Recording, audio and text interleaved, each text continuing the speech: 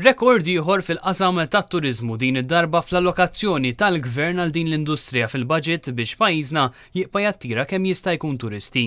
Settur li qiegħed fuq nett tal-aġenda tal-Gvern. Xhieda ta' dan hi żieda li ħabbar il-Ministru Tonio Fenech fid-diskors tal-budget fil-qasam tat-turiżmu. Żieda ta' 4 miljun euro f'marketing u attivitajiet internazzjonali biex b'kollox il-vot għas-sena 2011 se tkun ta' 35 miljun euro. L-akbar nefqa li ġiet allokata għat-turiżmu li jissegwi n-nefqa tas-sena 2010 li wkoll kienet nefqa rekord.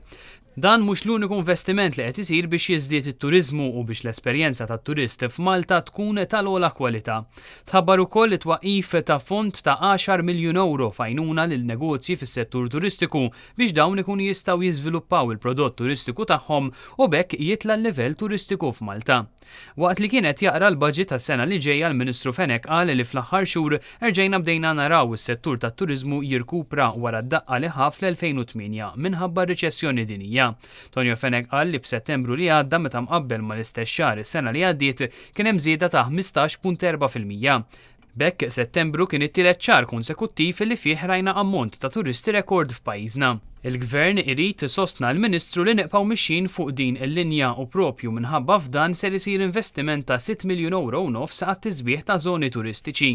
Se jkompli t-twettiq tal-proġett tal-ġonna ta' Pembroke u dak tal-akwarju f'Buġibba b'investiment ta' 11 miljun euro. Se jitkompla wkoll ix-xogħol fuq il-proġetti ta' Ġgantija f'Għawdex, it-Tempji ta' Ħaltarxin, il-Katakombi ta' San Pawl fir-Rabat, ir-Roman Baths ta' Tuffiħa u l-Katakombi ta' Bistra fil-Mosta. U mistenni li dawn il-proġetti jitlestow sas-sena 2013 u l-investiment jammonta għal 14 miljun euro. Se jkomplu wkoll proġetti ta' tiżbieħ f'żoni rurali b'investiment ta' 1.6 miljun euro. Se jibqgħu jkunu inċentivati wkoll attivitajiet fil-lokalitajiet għax dawn qed jattiraw ħafna turisti. U wara li f'Settembru li għadda kien inawgurat il-proġett taċ-ċentru tal-viżitaturi f'Ħaġar Qim u l-Imnajdra, il-Gvern se jkompli bi proġett ieħor, dik tal-bini ta' Nature Trail, bl-iskop li jiġi interpretat il-pajjażaġġ naturali fl-isfond tal-Park Arkeoloġiku ta' Ħaġar Qim u l-Imnajdra.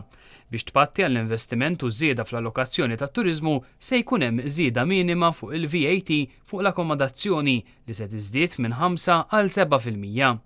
Se jkompli wkoll il-programm ta' 3 miljun euro għal titjib fil-faċilitajiet ta' persuni li jaħdmu fl-industrija tat-turiżmu fuq livell maniġerjali. Fid-diskors tiegħu il-Ministru Fenech qal li l-parti l-kbira mis-suċċess tat-turiżmu tul din is-sena kien minħabba l-introduzzjoni tal-low cost airlines f'pajjiżna dan qed ikollu impatt kbir fuq id-dħul tal-Air Malta. Is-sitwazzjoni kienet tkun l-istess anke mingħajr il-low cost għax il-prezz tal-vjaġġ jilgħab ir-rwol importanti fl-għażla tat-turist. Tonio Fenech qal li din ir-realtà ma nistgħux naħarbu minna u b'mod għaqli rridu nindirizzaw din l-isfida b'responsabilità u ħabbar li l-Gvern qed ifittex l-approvazzjoni tal-Kummissjoni Ewropea biex jinjetta 100 miljun euro b'investiment fl-Air Malta. Il-Ministru Fenech qal li pajjiżna ma jistax ma jkollux il-linja nazzjonali tiegħu u bekk iridu narfu l-bidliet radikali li qed isiru. Bekk qal il-Ministru Fenech matul il-ġranet li ġejjin se jkun qed jaħdem mal-unions u l-stakeholders u anke mal-oppożizzjoni dwar dan. Il-Ministru Fenech qal li jekk nażlu li ma narfux din ir-realtà, il-prezz li nħallsu l qudiem ikun wieħed għoli ħafna.